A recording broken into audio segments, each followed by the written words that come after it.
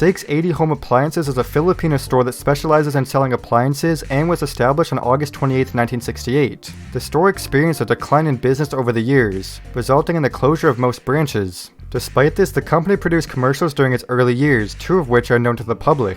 One commercial from the early 1980s features Burt Marcello dressed like a sultan and can be found on the internet. The other commercial, said to be creepy, was aired in the 1990s. The commercial was said to have been aired on several TV channels, including RPN 9 during $1 Million Chance of a Lifetime, Better Home Ideas, Battle of the Brains, The Doctor Is In, and Goggle 5. It was reportedly shown during the early 1990s to the 2000s. Then randomly on April 3, 2023, the commercial was uploaded to Facebook by View on the 3rd Jojo Bylan, making it finally available for public viewing. On April 4th, 1963, the Beatles played a unique concert at the prestigious Stowe School in Buckinghamshire. The concert took place in the school's auditorium, Roxburgh Hall, in front of a student audience. While pictures of the concert have surfaced over the years, there had never been a reliable audio recording of the show, until a backstage conversation was auctioned in Japan in 1997. At the time, the Beatles were in the middle of a UK tour, just 2 weeks before the release of their debut album Please Please Me. Despite the album not entering the UK charts until April 6th, the popularity of the group was already on the rise. David Moores, a student from Liverpool, contacted the Beatles' manager Brian Epstein to see if they would perform for the student audience. Brian agreed to book the band for a fee of £100, which was raised through ticket sales to the students. Due to a recording session with the BBC in London for the radio program Side by Side, the Beatles arrived late to the venue. However, they still managed to play more than 22 songs during the 1-hour show. Fast forward 60 years to April 4th, 2023, when BBC News reported that a tape of the concert had been discovered. This recording was made by then 15-year-old student John Bloomfield, who had recently acquired a reel-to-reel tape recorder. He placed a microphone in front of the stage and managed to capture most of the concert on tape despite its low quality. Sparkatus and the Sun Beneath the Sea is a French animated science fiction and adventure series that was broadcast on Antenne 2 from 1985 to 1987. The story follows the quest of the inhabitants of the lost city of Arcadia, who are a hovering legless species, to find a cure for the dying sun named Terra, which is the source of the city's power. During its initial airing, the show was dubbed into English and aired on Nickelodeon from 1985 to 1987. The series continued to air on Saturday mornings through the early 1990s and was also broadcast on Cartoon Network in the UK and YTV in Canada. Unfortunately, the English dub of the series was never released on DVD, unlike the original French version, leading to some episodes being missing from the online availability. However, recently on April 11, 2023, a user on Lost Media Wiki named GarrettCRW announced that the entire series of Sparkatus had been restored and made available on iTunes and SBS On Demand in Australia, making this dub finally found almost 40 years later. The James Bond Card Collection was a series of magazines that showcased a collection of model cars featured in all of the released James Bond movies at the time. The publication was initiated by Eagle Moss Publications in 2007 and ran primarily in the United Kingdom until 2017. The magazine series was composed of issues released every 2 weeks, later changing to a monthly release. Each issue included technical details on the car as well as other content relating to the James Bond movies. Universal Hobbies designed and created the 135 models in the collection, including some of the most iconic cars such as the Aston Martin DB5 from Goldfinger, the Aston Martin Vanquish from Die Another Day, and the Lotus Esprit from The Spy Who Loved Me. The cars were displayed in a plastic case on a 3D base, mimicking the scene that the car appeared in said movie. The series was available for purchase in various countries including France, Germany, the Netherlands, and Spain. The first issue of the UK series contained the Aston Martin DB5 from Goldfinger. However, other countries released different cars as their first issue that were more comparable with the respective country. The series was initially priced at £2.99 for the first issue, with subsequent issues costing £7.99, making the entire collection cost over £1,000. It was previously unknown whether the original advertisement for the James Bond card collection from the United Kingdom had been fully shared online. However, there's 3 international adverts from Malaysia, Italy, and the Czech Republic that have been available for viewing and continue to be accessible.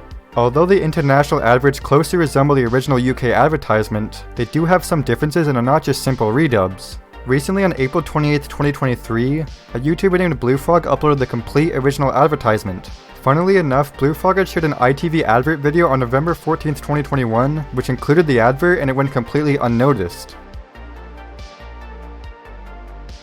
Sango is a point-and-click adventure game that was released for both Windows and Mac in 1997. It was developed and published by Gyro and utilized Apple's QuickTime VR technology. The game features puzzle-based gameplay and an in-depth story. Blue Sango was listed on several software lineups, including Bandai's Pip entitled CD-ROM catalog for summer 1996. This catalog is notable for providing the only known footage of gameplay and listing the game as a summer 1996 release. Despite the game's relative obscurity, it has recently resurfaced in the public eye. A copy of the game's front and back cover was posted on Twitter in December 2020 and subsequently sold on Mercari. Another copy was also listed on Yahoo Japan Auction in March 2023, selling for a final price of 301,000 yen. I actually just covered this game recently in my video game lost media video, and it was just found about a couple months later on April 1st, 2023.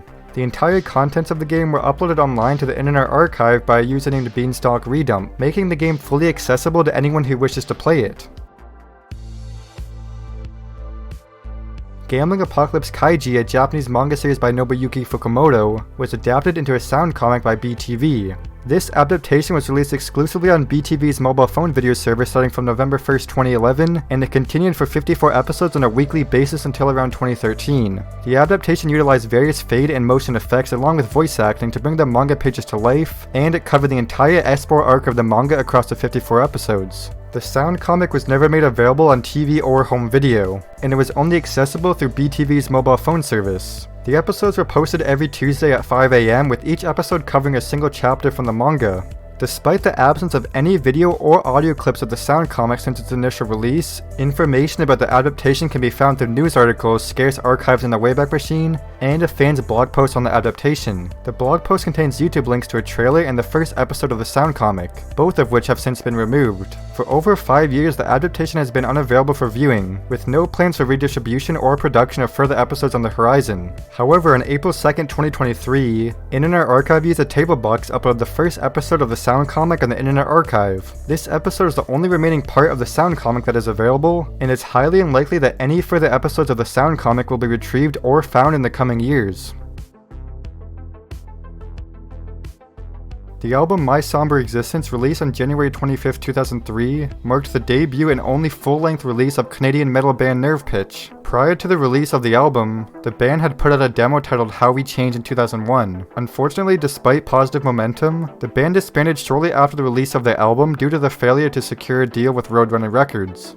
In January 2002, Nerve Pitch announced that they would be recording their new album from January 20th to January 26th, with plans to release the album in March of that year. However, the release date was pushed back due to several factors, including website breaches, cancelled shows, and delays in the mastering process. Although the album contained 11 tracks, only 5 full songs are available to listen to in low quality. However, back in October of 2019, the talented guitarist Julius Snyder took to his Instagram to showcase his prized possessions, which was the album and the 2001 demo. In his post, he also admitted to owning an unreleased demo that he and the late Ryan Moonlight were working on. Julius revealed that he had ripped the CD files onto his computer in the highest quality, but had not yet released them due to his busy schedule. Unfortunately, his Instagram page had been inactive for some time, with the latest post made on the album's 20th anniversary in January 2023. Then on April 28, 2023, a user named Infrarain in the Metal Preservation Discord server reached out to Julius and inquired him about the missing songs. In response, Julius generously shared the files for Sombre, Possessed, and 7. He even went a step further and sent her the files for the entire album, the 2001 demo, and a live CD. Julius made it clear to Infrarain that she was free to share the music with anyone, and later made a post on his Nerve Pitch Instagram account containing Google Drive links to both albums. When asked why he held off on releasing the music, Julius said that the overwhelming and often rude demands from fans was definitely a factor.